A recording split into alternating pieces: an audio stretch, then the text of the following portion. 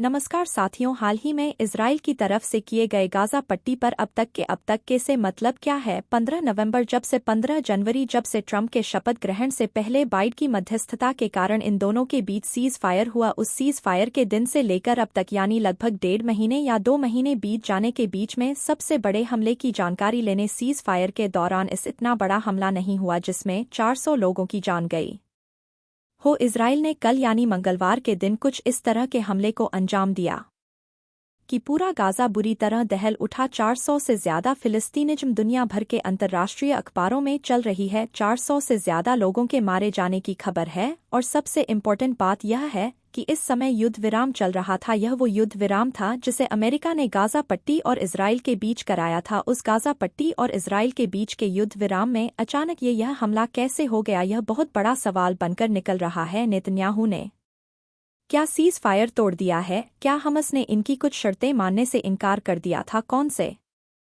वो कारण रहे जिससे कि इजराइल ने इतना बड़ा धमाका किया कि लगभग पूरे गाजा पट्टी के ऊपर बम गोले बरसा दिए? आप इन तस्वीरों को देख करके हुए हताहत लोगों की संख्या को देख करके तस्वीरों को देखकर अंदाजा लगा सकते हैं कि यह हमला बहुत बड़ा हमला था और यह ऐसे समय पर हुआ जब गाजा के अंदर लोग आफ्टर सीज फायर लौटना शुरू कर चुके थे। बड़ी संख्या में लोग लौट करके गाजा पट्टी के अंदर सीज फायर की सूचना के बाद सत्यादेश के किनारों से लौट करके बसना वापस से शुरू हो चुके थे और उसी बीच में पूरे गाजा पट्टी के अंदर लगभग हर जगह हमले की खबर सुनने के अंदर आई, जिसमें लगभग 404 लोगों के मारे जाने की और 562 लोगों के इंजर्ड होने की सूचना है। ये नंबर्स बढ़ते जा रहे हैं। 413 कहीं 414 तमाम प्रकार की जानकारियां हैं। रेड क्रॉस खुद इस बात को लेकर के हैरान है कि यह कैसे हो गया। इजराइल का कहना है कि हमने 4 बड़े सीनियर लीडर्स को मार दिया है। हमास के लीडर्स को तो बड़ा सवाल यह है कि हमास के लीडर पनप कहाँ से गए? आपने तो सारे टॉप लीडर्स को मार ही डाला था। रीजन क्या है? असल रीजन क्या है? तो इस सब से इस विषय के ऊपर आज के सेशन में हम चर्चा कर रहे हैं कि आफ्टर ऑल यह स्थितियां बनी कैसे। तो देखिए, आपको मैं थोड़ा सा फ्लैशबैक में लेकर चलता हूं और आपको याद दिलाने का प्रयास करता हूं कि असल मायने में इजराइल ने गाजा के साथ में जो बाइडेन की मध्यस्थता के कारण सीज फायर किया था, उसमें तय हुआ था कि हमास ने जो लोग बंधक बनाए हुए हैं उन बंधकों को हमास छोड़ेगा और जिन फिलिस्तीनिज़्म अब तक लगभग 30 फिलिस्तीनी छोड़े भी 30 इजरायली के आसपास छोड़े भी गए। कुछ अलग अलग नंबर्स कोट हुए कि हमास ने इतने इजरायली छोड़े, बदले में इजराइल ने इतने फिलिस्तीनी छोड़े, तो बड़े नंबर्स के अंदर एक्सचेंज होना शुरू हुआ। First phase of cease fire 1 मार्च को फिनिश हो गया। आज आप इस सेशन को 19 मार्च के दिन सुन रहे हैं। 1 मार्च के बाद से लेकर के 19 मार्च के बीच में हमास ने second phase of cease fire को एक्टिवेट नहीं किया, यानी कि जो होना था, जिसके इंतजार में बैठा हुआ इजराइल था कि उसे अपने बाकी जो बचे हुए लोग हैं वो मिलेंगे, जो हॉस्टेस हैं वो मिलेंगे। असल मायने में इन्होंने उन हॉस्टेस को रिहा नहीं किया, बस उन हॉस्टेस के रिहा ना करने पर पूरा की पूरा मामला पलट गया। असल मायने में इजराइल और हमास के बीच में बहुत समय से प्रयास चल रहा था कि सीज फायर हो, लेकिन बाइडेन ने जाते जाते इन लोगों के बीच सीज फायर को इस तरह कराया कि दोनों एक दूसरे के लोग छोड़ो और युद्ध खत्म करो। बाइडेन ने ये उस समय कराया जिस समय पर ट्रंप शपथ लेने वाले थे, इसलिए ट्रंप ने कहा कि यह मेरे आने से पहले किया गया कार्य है, यह जल्दबाजी में किया गया कार्य है। अगर मैं होता तो पूरे हमास को बर्बाद ही कर देता। क्रेडिट के लड़ाई निकली, दुनिया ने भी ट्रंप को क्रेडिट दिया, कहा कि बाइडेन तो युद्ध शुरू करवाए थे, खत्म तो ट्रंप के डर से ही हुआ है, क्योंकि हमास झुकने वाला नहीं था। वह ट्रंप के डर से झुक गया और उसने तुरंत प्रभाव से कि ट्रंप अब आएंगे तो बहुत नुकसान पहुंचाएंगे, ऐसा करके उसको सीज फायर के लिए तैयार किया गया था। लेकिन हमास बीच बीच में इस सीज फायर के दौरान यानी कि 15 जनवरी से लेकर के फरवरी के बीच में जब सीज फायर का फर्स्ट फेज चल रहा था, हमास लगातार इजराइल को कहता जा रहा था कि आप लोग हमें जो शर्तें दी थी कि हम लोग इस दौरान कोई हमला नहीं करेंगे, आप शर्तें तोड़ रहे हैं। इजराइल ने कहा कि यार हमने ऐसा कुछ भी नहीं किया है, सीज फायर ब्रीच अभी तक नहीं किया है। लेकिन हमास लगातार इन्हें अक्यू किया जा रहा था और अगर आप इस तरह से करते रहेंगे तो हम आप लोगों के हॉस्टेस की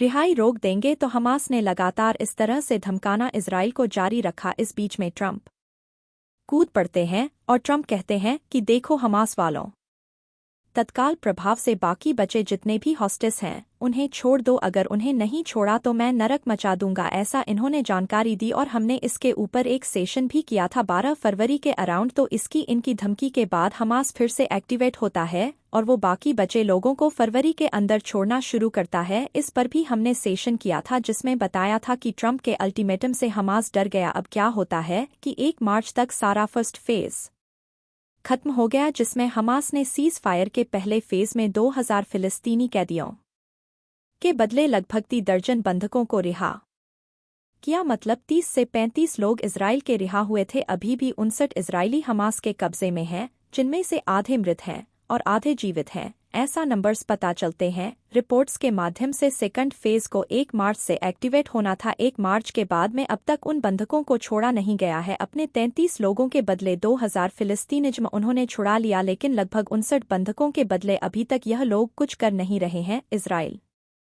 लगातार डिमांड कर रहा है वीडियोस डाल करके कि देखो साहब, हमने इस जनवरी से लेकर के 1 मार्च के बीच इंतजार किया, अपने मात्र 2 दर्जन 3 दर्जन लोग छुड़वाए। इस बीच में हमास ने क्या किया वो देखिए। हमास ने इस दौरान फिर से बहुत बड़े सारे वेपन्स इकट्ठे करने शुरू किए और आप लोगों ने देखा भी होगा कि हमास के लीडर्स का पाकिस्तान के अंदर स्वागत होता है। आपने देखा होगा कि हमास को इस तरह से तारीफ की जाती है कि तुमने इजराइल को झुका दिया, तुमने अमेरिका को झुका दिया, उन्हें सीज फायर के लिए मजबूर कर दिया, क्योंकि तुमने बंधकों को रिहा नहीं किया, जिस चलते अमेरिका और इजराइल को झुकना पड़ा, तुम्हारे साथ युद्ध विराम को मानना पड़ा। इस तरह से हमास दुनिया भर के अंदर इज्जत पाने लगा। लगभग 500 लोगों की, अपने लोगों की जान के बदले उन्हें इस बात की तारीफें दी जाने लगी कि देखो तुम तब तक लड़ते रहे जब तक इजराइल और अमेरिका सीज फायर के लिए मजबूर नहीं हो गए। शाबाश हमास। तो हमास को इस तरह की शाबाशी देनी जाने लगी। शाबाशी फ्री में दी नहीं जाती है तो इन्हें चंदा भी मिलने लगा, वेपन्स भी मिलने लगे और हमास इस सीज फायर से लेके 1 मार्च के बीच में फिर से ग्रो करने लगा। रिपोर्ट्स आने लगी कि सीज फायर की आड़ में हमास फिर से 7 अक्टूबर जैसा हमला इजराइल पर प्लान कर रहा है, क्योंकि इजराइल इस बीच में यह सोच रहा है कि अब हमास दोबारा नहीं उठेगा। लेकिन हमास के आप नेचर को देखिए कि उसने इतना नुकसान अपनों का देख लिया, लेकिन जिद देखिए कि अपने पास बंधक बना के रखे 100 लोग उसने मरते दम तक नहीं छोड़े। यह लोग कितना खुद के होंगे, इसका आप विचार कीजिए कि अपने 500 लोगों की मौत के बदले यह आज खुशी इस बात की मना रहे हैं कि हमने 2000 फिलिस्तीनी छुड़वा लिए उनके 33 बंधकों के मुकाबले। मतलब आप सोचिए कि इन लोगों के दिमाग पर किस तरह का असर खराब हो चुका है, इन्हें यह समझ नहीं आ रहा है। खैर कोई बात नहीं, यह जब घटना होने लगी तो इजराइल बहुत देर तक इसका इंतजार करता रहा। इजराइल के इंतजार से एक बात साफ निकल कर आई कि देखो भाई, हम थोड़े शरीफ क्या हुए, दुनिया बदमाश हो गई। मतलब इजराइल ने खुद को कुछ दिन क्या रोका, हमास वापस से रिगेन होना शुरू हो गया। हमास ने फिर से तैयारियां शुरू कर दी, हमास ने दुनिया से समर्थन प्राप्त करना शुरू कर लिया। शाबाश हमास लोग वापस से आकर इस नहीं भाई नहीं है और ऐसे नहीं चलेगा, तो हमको तत्काल प्रभाव से अपने बचे हुए लोग वापस चाहिए, अदरवाइज हम तुम पर हमला कर देंगे। अच्छा यह तो हुआ एक पक्ष और भी है इसमें, और वो पक्ष यह है कि लोगों का यह कहना है कि हमास अगर पहले छोड़ दिया होता तो इजराइल फिलिस्तीन को पहले ही समाप्त कर दिया होता, या इजराइल पहले ही गाजा पट्टी को बिल्कुल मिटा चुका होता। ये तो वो बंधक थे जिसके कारण उसने इतनी कम मार कुटाई की, अदरवाइज तो पता नहीं वो किस हद तक जा सकता था। ये 2 पक्ष हैं जो रखे जाते आते हैं, लेकिन जो बड़ा पक्ष है कि इजराइल पहले से भी गाजा पट्टी में लोगों को रहने दे रहा था, ऐसे कोई हमले नहीं कर रहा था जो अभी किए। यह हमले तभी हुए जब उसके लोग बंधक बनकर वहां गए, इसलिए यह 2 पक्ष हैं जो हमेशा डिबेट के अंदर रहते हैं। खैर हमास ने युद्ध समाप्त करके बंधकों की रिहाई के बदले इजरायली सैनिकों की पूर्ण वापसी की मांग की कि साहब हम आपके बंधक तभी छोड़ेंगे जब पूरे इजरायली सैनिक आप वापस बुला लोगे। इजराइल का कहना है कि हम बुला तो ले, लेकिन तुम तो वापस से अपनी सैन्य क्षमता बढ़ाने लग रहे हो, हम बंधकों को मुक्त कर रहे हैं, तुम अगले अटैक की प्लानिंग कर रहे हो। बोले ऐसा नहीं होगा, हम शरीफ नहीं होंगे, अदरवाइज दुनिया बदमाश हो जाएगी। और यही करते हुए इजराइल ने कल न केवल गाजा पट्टी के 400 लोग मार दिए, बल्कि उसने आसपास के सभी देशों को बता दिया कि बहुत हुआ आराम, हमको बस इतना ही दिन का आराम चाहिए था भाई। इन्होंने कल जो है वो सीरिया के अंदर भी हमला कर दिया, लेबनान के अंदर भी हमला कर दिया, आसपास सभी जगह फायर मचा दी। और इस फायर के पीछे इनके पीछे जो सबसे बड़ा आदमी खड़ा है वो ट्रंप खड़ा है। ट्रंप ने कहा कि देखो मैं शांति रया यूक्रेन में लेकर आ रहा हूँ। मिडिल ईस्ट को शांति का वरदान नहीं है। तुम शांति की बात कर रहे हो। हमास और इजराइल के बीच का शांति हो सकती है क्या? मिडिल ईस्ट को शराब है, यह शांत नहीं रह सकता फिर चाहे लंबे समय तक चला गल्फ वॉर हो, जिसके ऊपर मैंने एक डिटेल सेशन डाला है। बम धमाके मिडिल ईस्ट में चल रहे हैं। अमेरिका के सीज फायर का मतलब इतना ही निकल रहा है कि अमेरिका के सहायता से इजराइल ने फिर से हमले शुरू कर दिए हैं। तुर्की कह रहा है कि साहब यह तो पूरी तरह टेररिस्ट स्टेट हो गया है, ये धमका करके लोगों के ऊपर बम गोले फरसा रहा है। लेकिन इजराइल का कहना है कि हम पर तुम हमला करोगे और हम चुप बैठ जाएंगे। ऐसा हो नहीं सकता, इसकी हमें ट्रेनिंग ही नहीं दी गई है। बस कुल मिलाकर यही अपडेट है। बाकी कोई और नई जानकारी आती है तो मैं आप लोगों के साथ जरूर साझा करूंगी।